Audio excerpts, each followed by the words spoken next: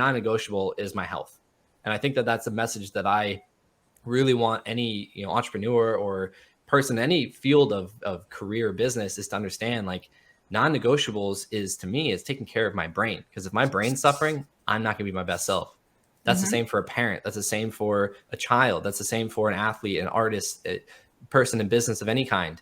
If your brain's suffering, your work is going to suffer. Your life is going to suffer. Your education, your finances, all those things. If your health's not a priority now, it will become a priority. And that's why I share my stories, because I don't want people to react to a life or death situation or anything even close like I had to. I share because I want people to be inspired to learn from a place of joy and inspiration to change, because they know why it's important based on the values that they share and where they audit those levels of their values, and not have to react the way I had to react. Because I've learned that you can do things the hard way, which I've gone through, or you can be proactive about your life. And we live in such a reactive society on all fronts, where it's like, oh, this is not a problem now, but what are you going to do when it becomes a problem that you may not be able to handle or take care of or overcome?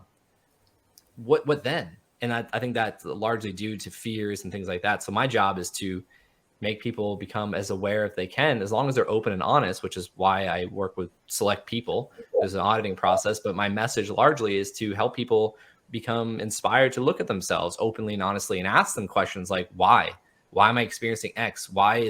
Do I say my health or my relationships are valuable, but I'm like at a level 2 of focus and energy going into it. Therefore, I'm seeing why it's at a level 4.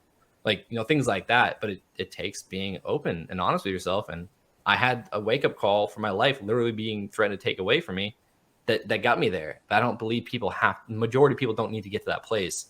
I had to, for several reasons. One of them being stubborn. 2, because I'm able to be on this process, or this path now, in the process I'm on, of being open and vulnerable and inspiring other people to learn from my mistakes and what I've learned from those things and how I apply moving forward.